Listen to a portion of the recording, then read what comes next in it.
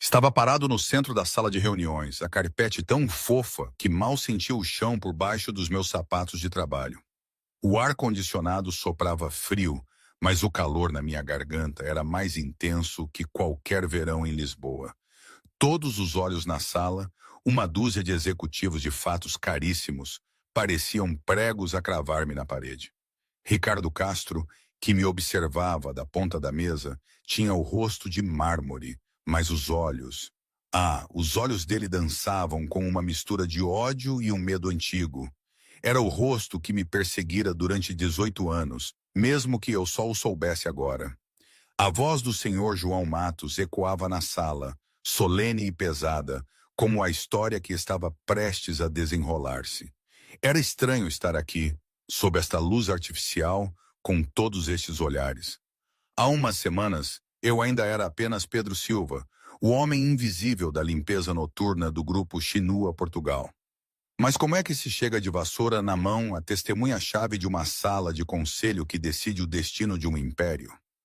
Acho que tudo começou de verdade quando o senhor Matos, o presidente e fundador da empresa, decidiu fazer a sua visita anual.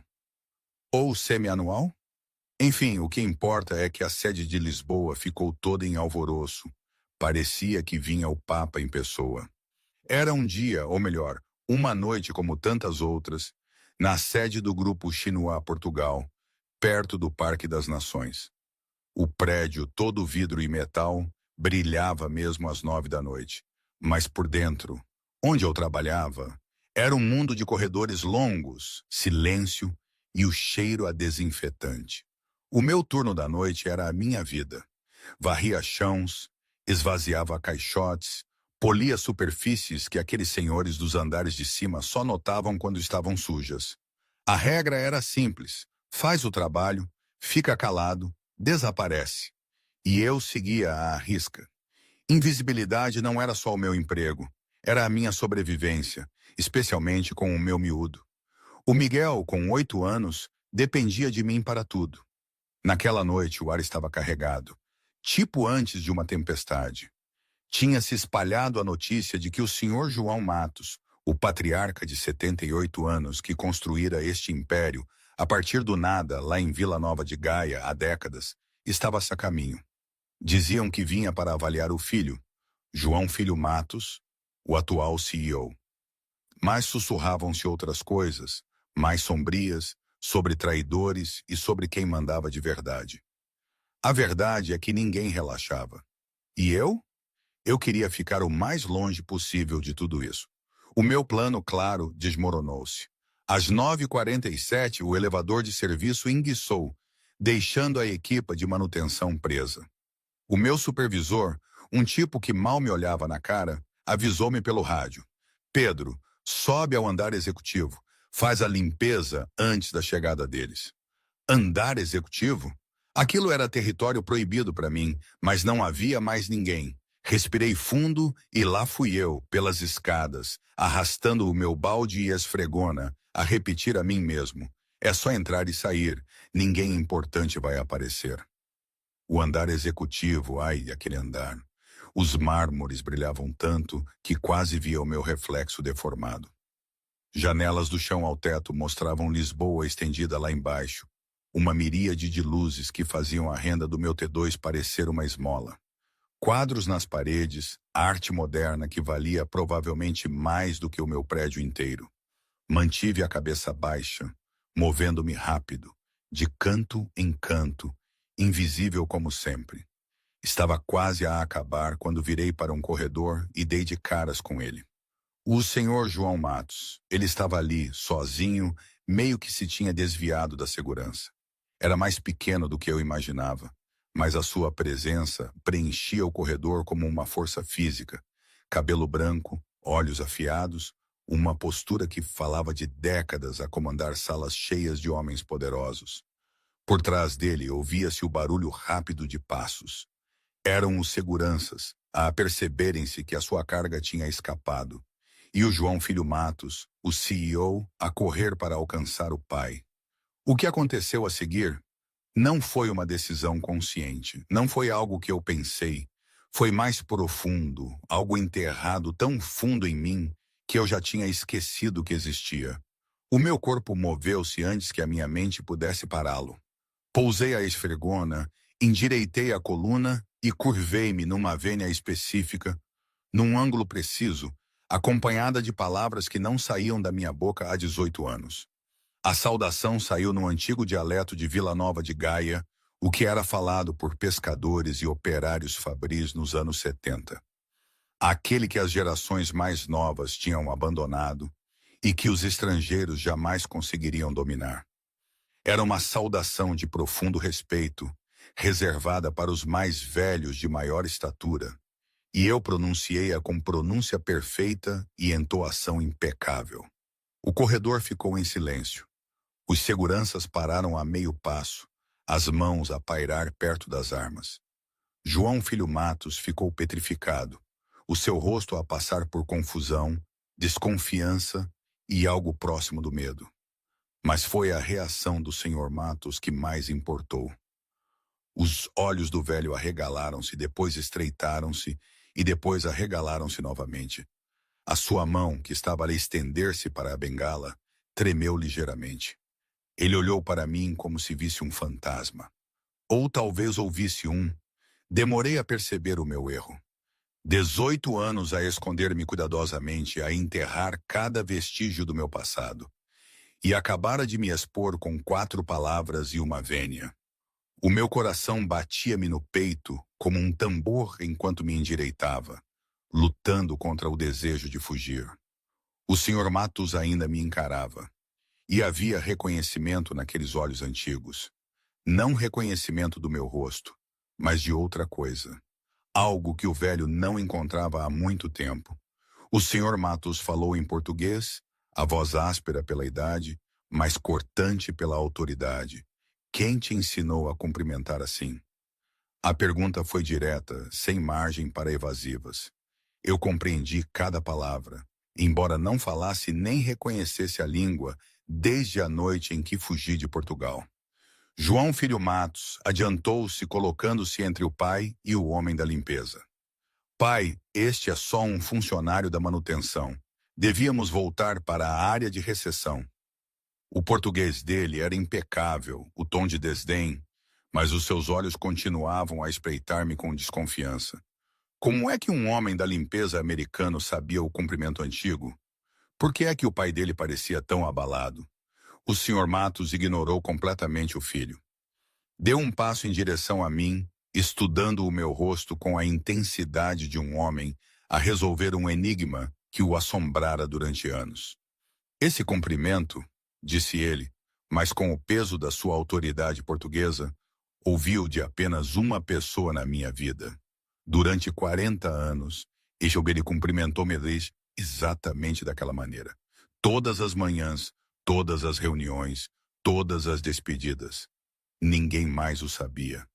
Ninguém mais o usava. Inclinou-se ligeiramente. Então pergunto-te novamente quem te ensinou. A minha mente correu por todas as opções. Podia fingir que não percebia, fazer-me de burro, dizer que aprendi num vídeo do YouTube ou de uma namorada coreana. O Sr. Matos podia aceitar a mentira ou não. De qualquer forma, eu estaria marcado, observado e investigado. A minha identidade americana, tão cuidadosamente construída, não sobreviveria a um escrutínio. Não, a minha identidade portuguesa, a que eu usava agora em Lisboa, a que me dava o meu nome, Pedro Silva. Ah, tantas identidades, tantos nomes que usei para me esconder. Alternativamente, podia admitir parte da verdade, o suficiente para satisfazer a curiosidade do velho sem revelar tudo.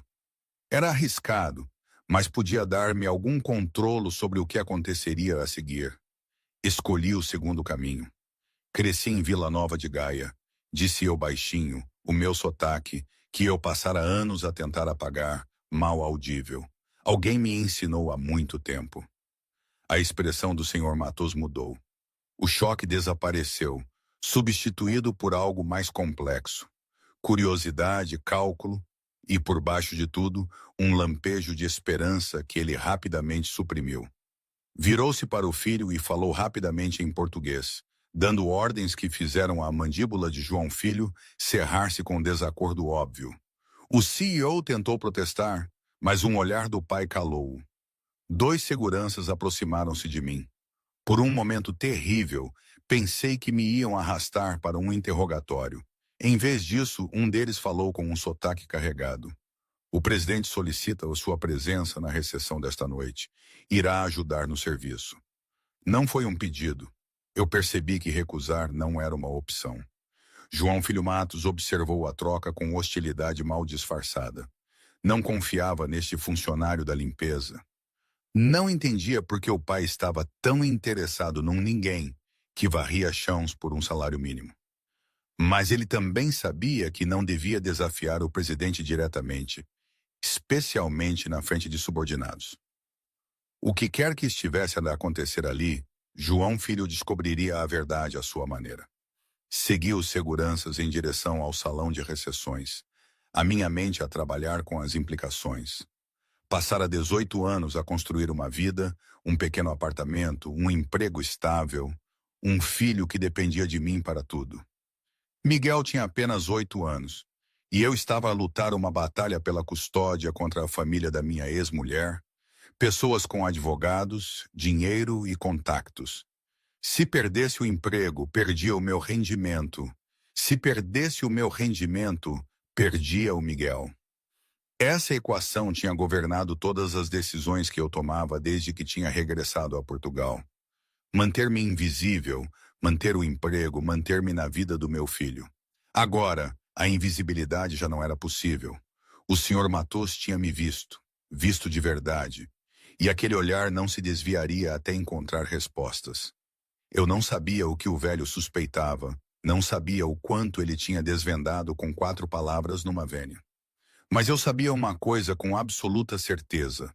O meu passado tinha me finalmente alcançado, e já não havia como fugir. A recessão cintilava com riqueza e poder. Executivos em fatos de milhares de euros misturavam-se com investidores e membros do conselho, todos a orbitar o presidente como planetas à volta de um sol moribundo. Deram-me um casaco de serviço e colocaram-me perto da estação de bebidas, perto o suficiente para observar, mas longe o suficiente para permanecer discreto. Observei o presidente a percorrer a sala, apertando mãos e aceitando parabéns. Mas os olhos do velho continuavam a desviar-se para onde eu estava. Cada olhar parecia uma sonda, à procura de algo que eu não estava pronto para revelar. João Filho Matos notou a distração do pai.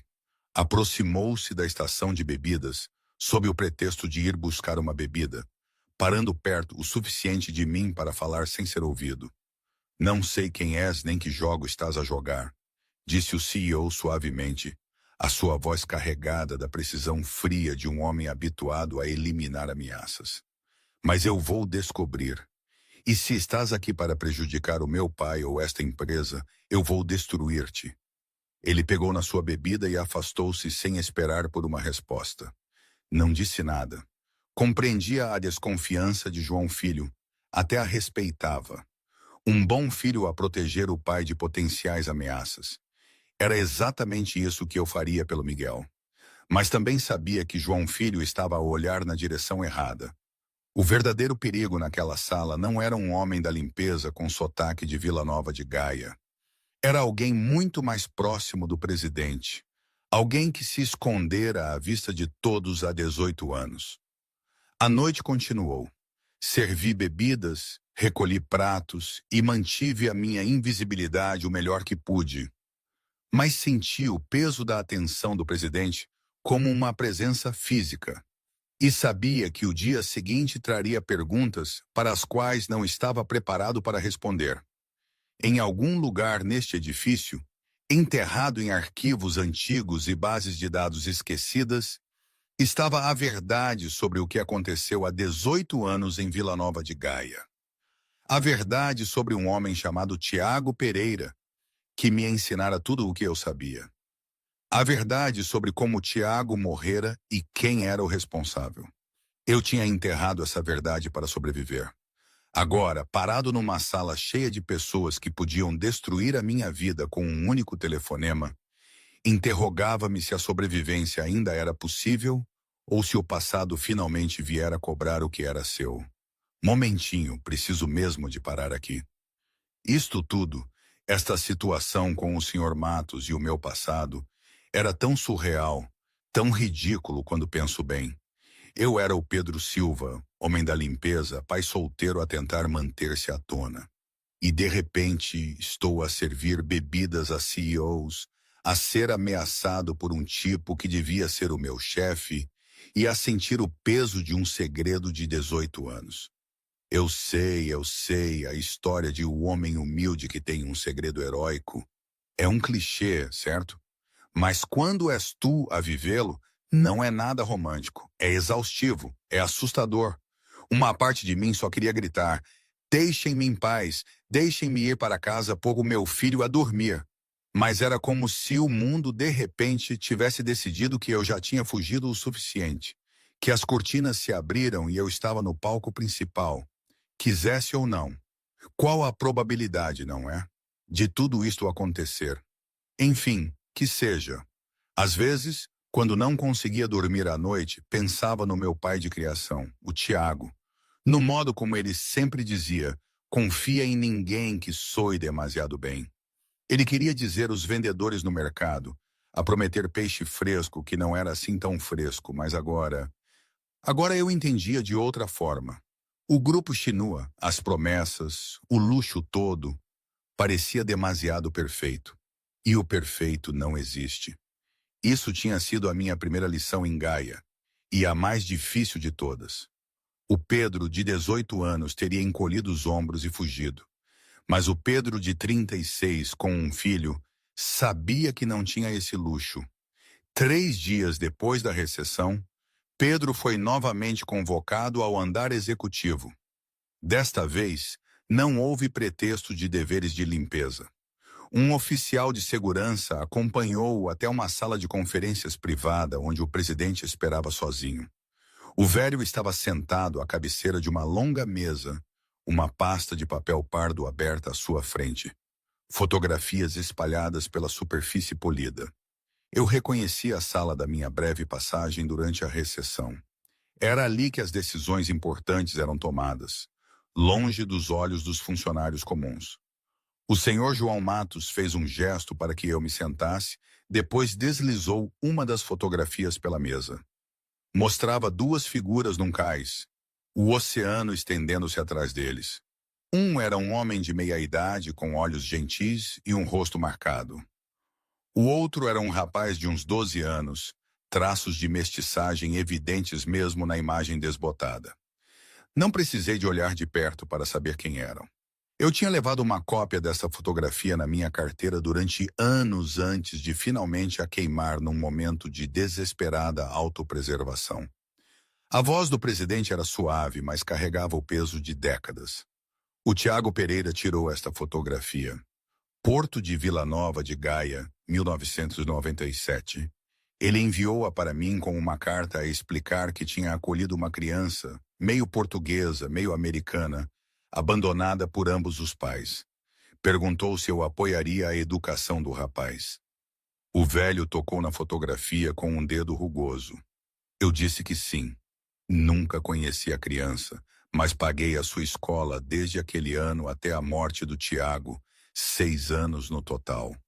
Depois os pagamentos pararam, e eu presumi que o rapaz tinha regressado à América.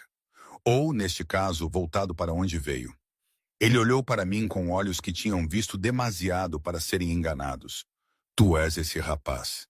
Pensei em mentir. A negação estava ali na ponta da minha língua, pronta a ser dita. Mas algo no olhar do presidente deteve-me. Não era acusação, mas algo mais próximo de pesar. Este velho tinha perdido o seu amigo mais próximo há 18 anos e ainda procurava respostas. Eu compreendia esse tipo de perda melhor do que a maioria. Assenti lentamente. O Tiago Pereira criou-me. Não era o meu pai biológico, mas foi o meu pai em todos os sentidos que importavam. Ensinou-me português, Ensinou-me os velhos costumes de Gaia. Ensinou-me a pensar, a observar e a sobreviver. A minha voz apertou-se apesar dos meus esforços para a controlar. Quando ele morreu, eu tinha 18 anos. Não tinha nada nem ninguém. Alguém ameaçou matar-me se eu ficasse em Portugal. Por isso fugi. Tenho fugido desde então. O presidente inclinou-se. Quem te ameaçou? Quem matou o Tiago? Eu abanei a cabeça. Nunca vi o rosto claramente. Estava escuro e eu estava escondido. Ouvi uma voz a dar ordens. Vi uma figura a sair do prédio depois de o Tiago cair. Mas não consegui identificar quem era, apenas que era alguém poderoso, alguém dentro da empresa. O Tiago estava de investigar irregularidades financeiras antes de morrer. Ele disse-me que estava perto de encontrar provas de peculato e roubo de tecnologia. Uma semana depois, ele estava morto, e chamaram-lhe um acidente. A amargura na minha voz tinha 18 anos, mas não desaparecera. Eu era jovem, estava assustado e sozinho. Então, fiz o que o Tiago sempre me ensinara a fazer quando confrontado com probabilidades impossíveis. Sobrevivi. Fora da sala de conferências, num corredor que devia estar vazio, João Filho Matos ficou petrificado contra a parede. Viera verificar o pai, preocupado com a reunião privada com o funcionário da limpeza suspeito. Em vez disso, ouvira um nome que desbloqueara memórias que ele enterrara desde a infância. Tiago Pereira. Tio Tiago, ele chamava-o. O homem que o ensinara a andar de bicicleta no parque de estacionamento da empresa, que lhe trazia doces de Vila Nova de Gaia e lhe contava histórias sobre o mar. João Filho lembrava-se de chorar no funeral, sem entender porque o melhor amigo do pai tinha caído de um prédio no meio da noite. Agora, entendia ainda menos. Tiago estava a investigar a empresa. Tiago tinha sido assassinado, e quem o matara ainda estava ali, ainda escondido, ainda perigoso. A mente de João Filho correu por todas as possibilidades, aterrando num nome que lhe revirou o estômago. Ricardo Castro, o homem que substituíra Tiago Pereira como diretor de operações após o acidente, o homem que fora o conselheiro mais confiável do pai durante quase 2 décadas, o homem que naquele exato momento estava a orquestrar algo que João Filho apenas começara a suspeitar. O ataque veio 3 dias depois, rápido e devastador. Denúncias anônimas chegaram à polícia e às autoridades de imigração simultaneamente, alegando que Pedro Silva era um espião industrial que se infiltrara no grupo Shinua Portugal para roubar tecnologia proprietária. Provas fabricadas apareceram nos registros de segurança da empresa, mostrando Pedro aceder a sistemas restritos na noite do incidente da Penthouse. O meu processo de funcionário foi sinalizado para revisão de imigração. O meu visto de trabalho subitamente em questão, apesar de anos de estatuto limpo. Fui detido no meu apartamento, algemado na frente do Miguel, que gritou e chorou enquanto estranhos levavam o pai. O rosto do meu filho, aterrorizado, confuso, traído, gravou-se na minha memória enquanto me empurravam para a parte de trás de um carro da polícia. Este era o pesadelo que eu passara 18 anos a tentar evitar, e estava a acontecer na mesma.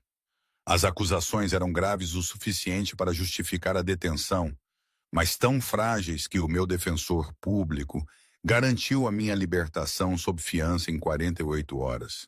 O dano, no entanto, já estava feito. Regressei a um apartamento que parecia uma cena de crime. Os meus pertences revirados e espalhados, o meu sentido de segurança estilhaçado. Uma carta esperava por mim na mesa da cozinha. Notificação oficial de que a minha audiência de custódia tinha sido antecipada em 2 semanas e que novas provas tinham sido apresentadas relativamente à minha aptidão como pai. Sentei-me no meu apartamento vazio naquela noite, a olhar para a carta, a sentir as paredes a fecharem-se à minha volta. 18 anos a fugir, a esconder-me, a construir uma vida do nada. Tudo a desmoronar-se porque não conseguia manter a boca fechada na frente de um velho que me lembrava tudo o que eu tinha perdido. Não tinha dinheiro para advogados, nem contactos com pessoas poderosas, nem maneira de combater as forças alinhadas contra mim. O Miguel estava a ficar com uma assistente social, um arranjo temporário que parecia permanente da pior maneira possível. Antes de nos separarmos, o miúdo fizera uma pergunta que eu não consegui responder. Pai, vamos ter de nos mudar outra vez?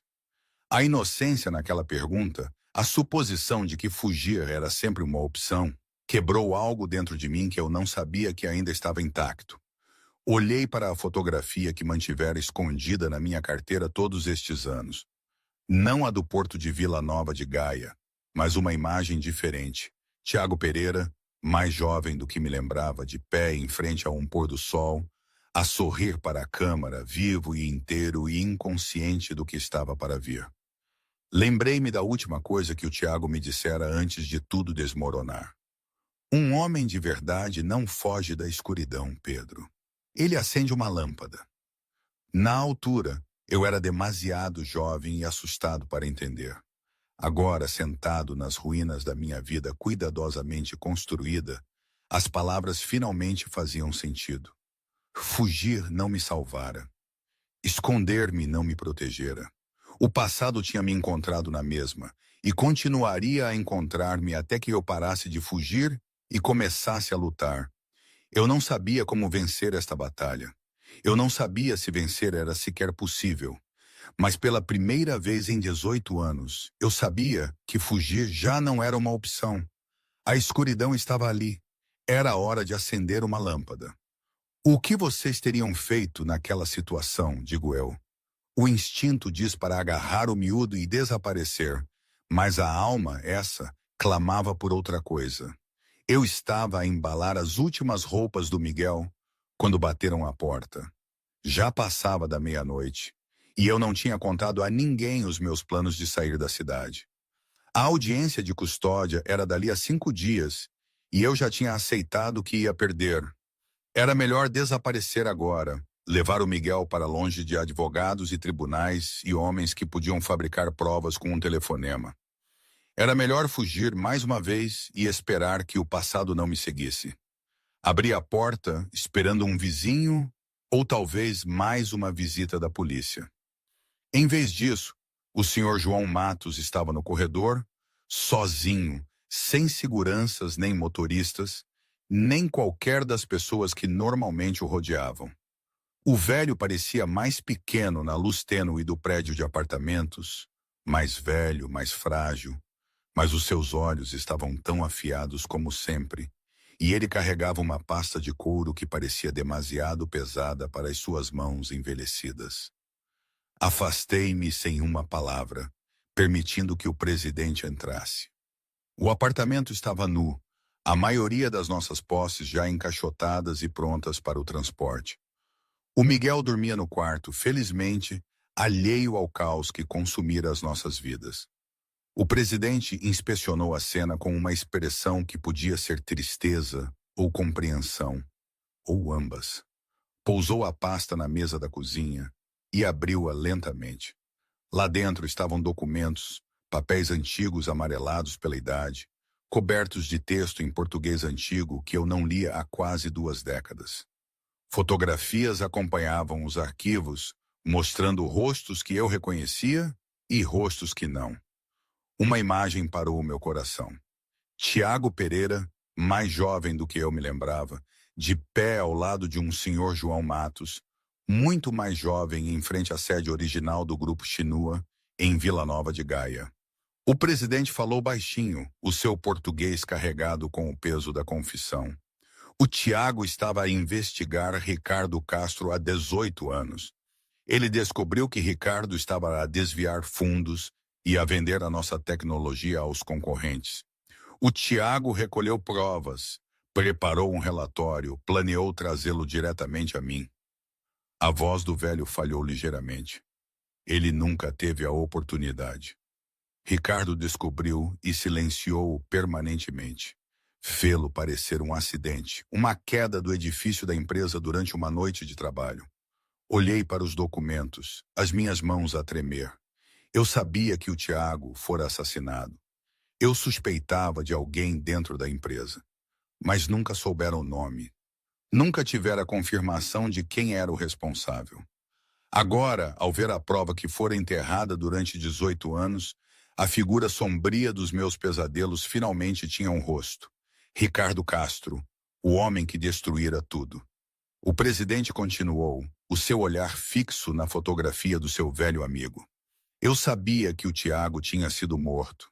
No meu coração eu sempre soube, mas não tinha provas. E o Ricardo foi cuidadoso.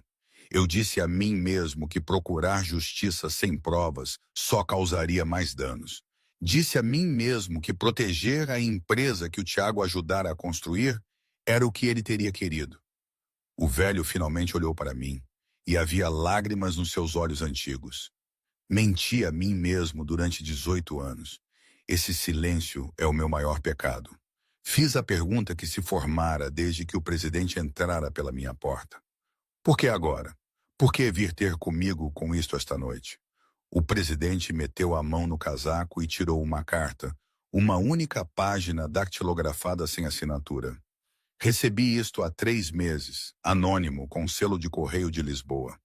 Mencionava o Tiago pelo nome, mencionava as circunstâncias da sua morte, insinuava que a verdade podia finalmente vir à tona.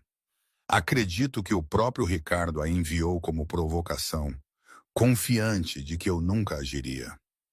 A mandíbula do velho cerrou-se com uma raiva que parecia queimar a sua fragilidade. Ele estava enganado. Vim para Portugal para encontrar a verdade antes de morrer. E então tu apareceste, a falar como um fantasma do meu passado. E eu soube que o destino me tinha dado uma última chance de fazer as coisas como deviam ser.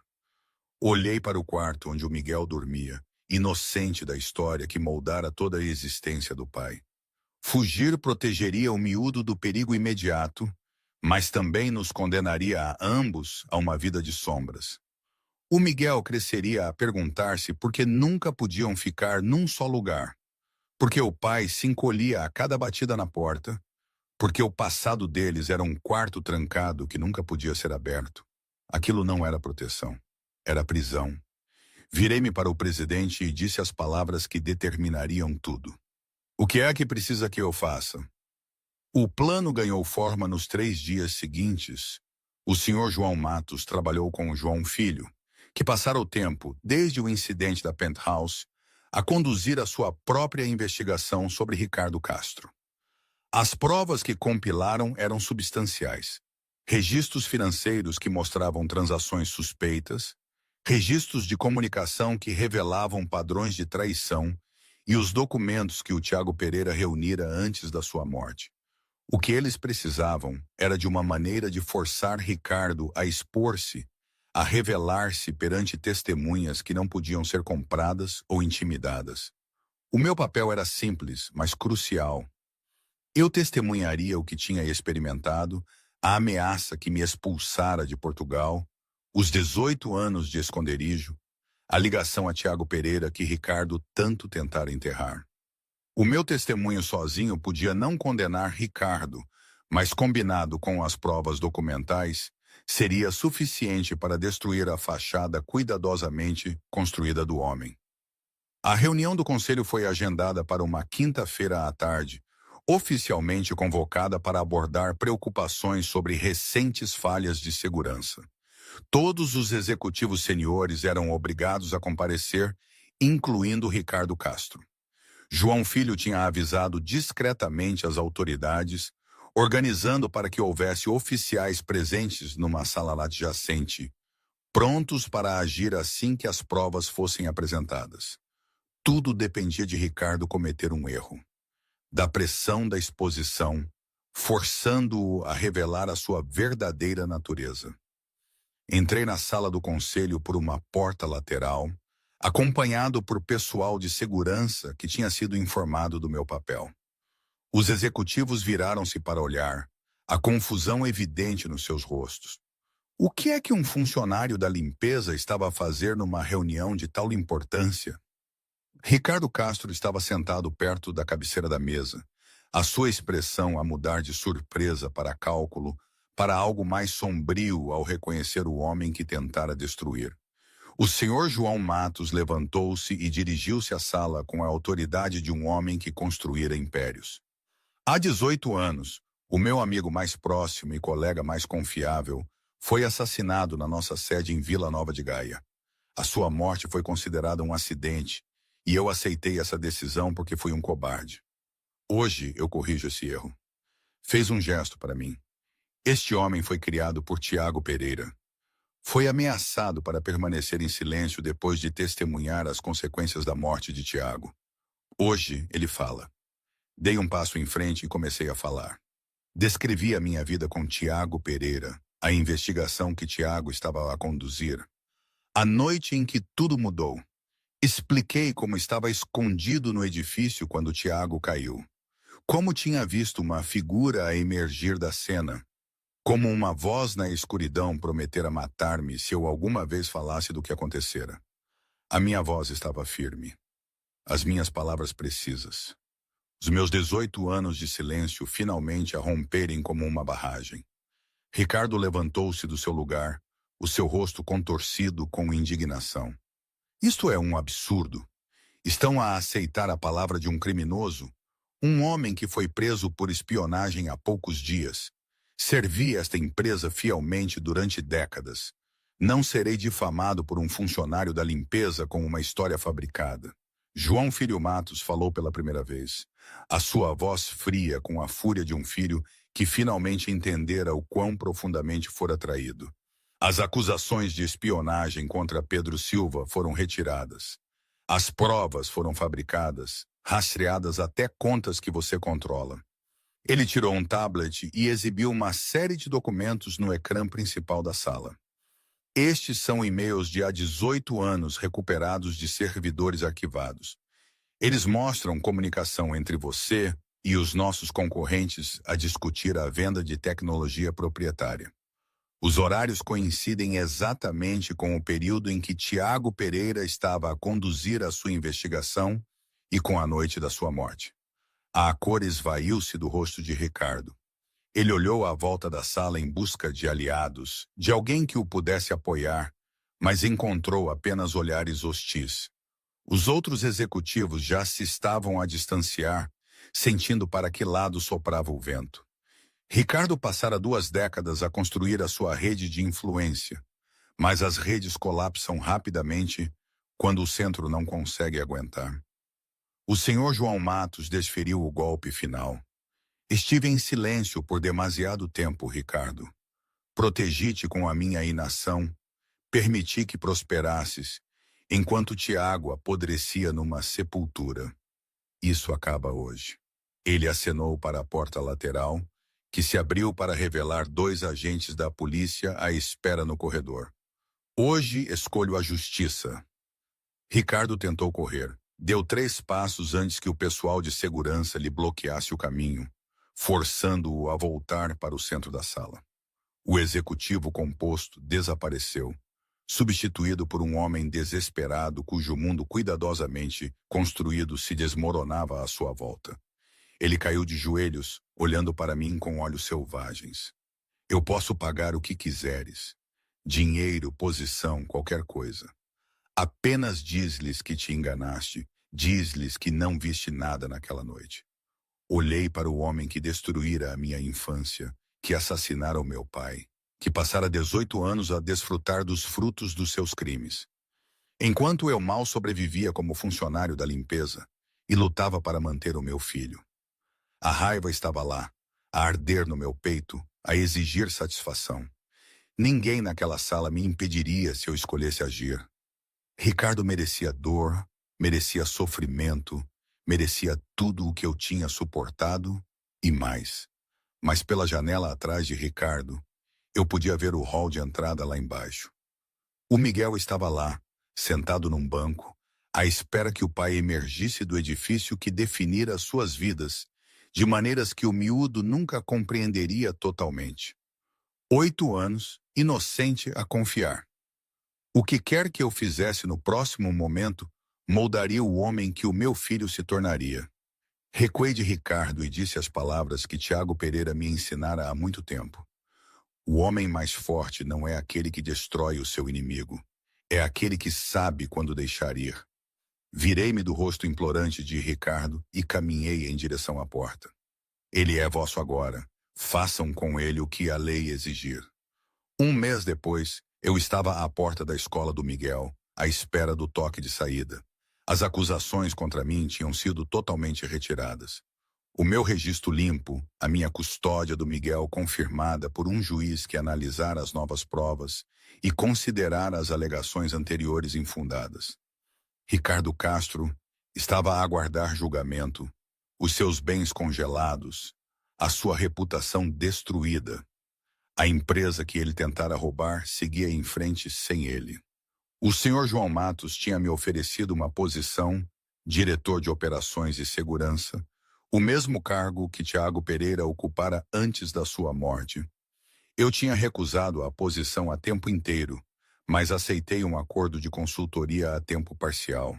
Eu queria estar presente para o Miguel, para compensar os anos de medo e instabilidade, para finalmente dar ao meu filho a infância que a mim me fora negada. O presidente compreendera. Antes de eu sair do seu escritório naquele dia, o velho dissera palavras que me ficariam para sempre. Não foi o dialeto de Vila Nova de Gaia que fez todos pararem aquela noite, Pedro. Foi o passado que tu sobreviveste. O Tiago não se conseguiu salvar, mas salvou-te a ti. E agora tu salvaste-te a ti mesmo.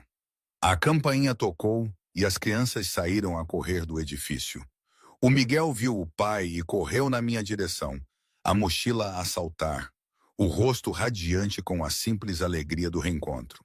Abracei-o num abraço que durou mais do que o habitual, sentindo a realidade sólida da presença do meu filho, o peso de tudo o que tínhamos sobrevivido juntos. Enquanto caminhávamos para casa, o Miguel olhou para mim com olhos curiosos. Pai, o que é que fazes agora no trabalho? Eu sorri. Um sorriso de verdade, desguardado, livre das sombras que me assombraram durante tanto tempo. Ajudo as pessoas a manter o que é importante. Continuamos pela rua, pai e filho, a caminhar por uma cidade que já não parecia território inimigo.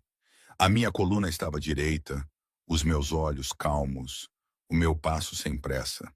Pela primeira vez em 18 anos, eu não estava a fugir, nem a esconder-me, nem a fingir ser quem não era. Pela primeira vez em 18 anos, Pedro Silva já não era invisível. E hoje, não sei bem. Há dias em que penso que foi o melhor que me podia ter acontecido. Outros dias, acho que talvez tenha feito um erro em não ter desaparecido. Provavelmente ambas as coisas. A vida é assim, não é? Nada é totalmente certo. Nada é perfeito. Mas para o Miguel e para mim, agora, isto é a nossa vida. E é minha.